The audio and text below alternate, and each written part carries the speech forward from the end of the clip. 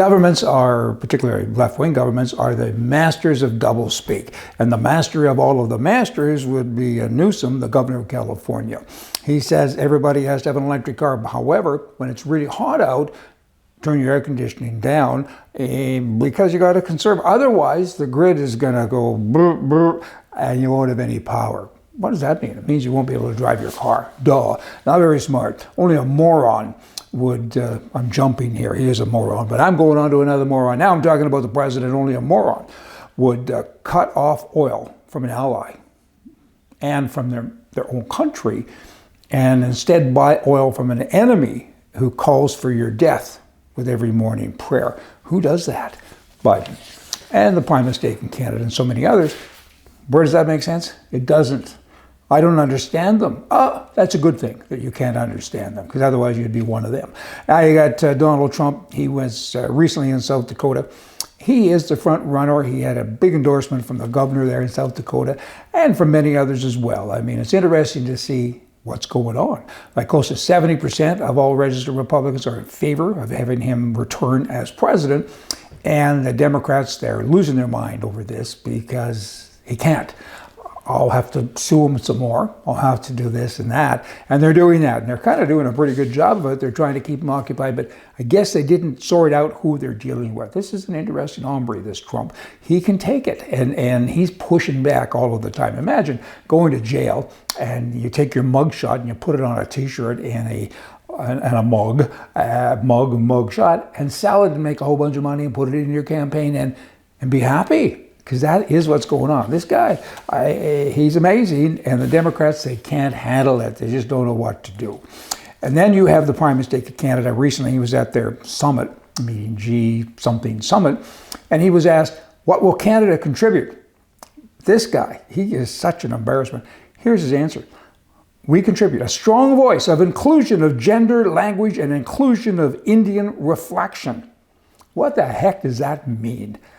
I give up. What does it mean? Indian reflection. Gendered language?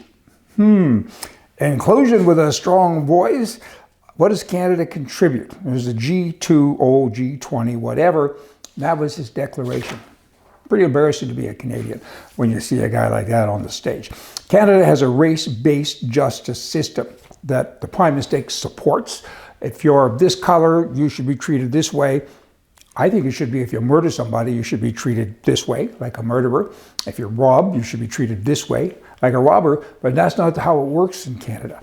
Here's a judge that ruled no jail time for a man convicted of a gun crime because his great-grandfather had an experience as a residential school survivor. You're kidding me, right? It's true. If you're an Indian, you get to go to a sweat lodge. You can do all kinds of things that a white guy can't. There's a different thing for everybody. And here's a weirdo teacher in Quebec that is demanding school children use gender-neutral language. And there's so much of that. And the law says it's okay.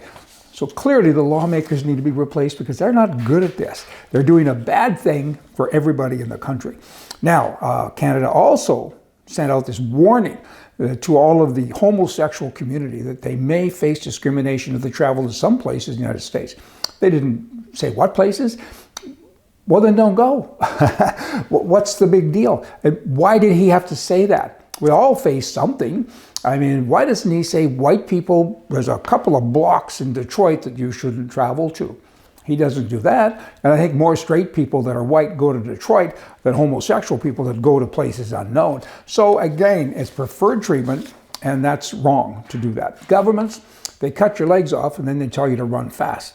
It's kind of what they do. Here's an umbrella, and if it rains, give it back. And what I mean by that is that you can't afford to pay your house, for your house. They raise taxes and food prices, and they attack you for making a living, and then they say you pay your way, blah, blah, blah. You know what? A viewer called me recently, or sent an email, and he asked me to call him, and I did. I had a nice conversation with him, and he's a lawyer.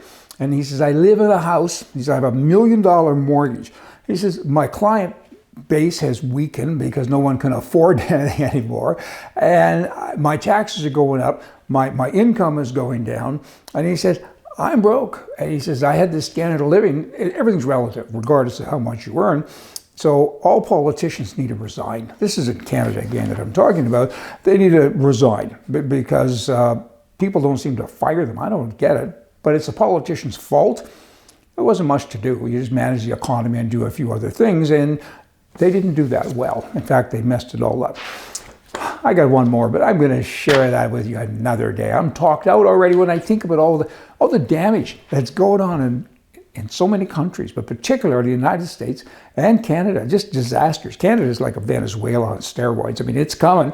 And the U.S., at least there they have the Constitution, and states are acting differently. You look at the governor in South Dakota, and you can't help but want to stand up and yippee, because she's pushing back. Canada, I don't see that from anybody pushing back, so that's a little bit sad. Hey, you all have your own pushback, and right is right, left is wrong. Come on back here in a couple of days and watch some more. Take the opinions and go make them work. Go do it. Right?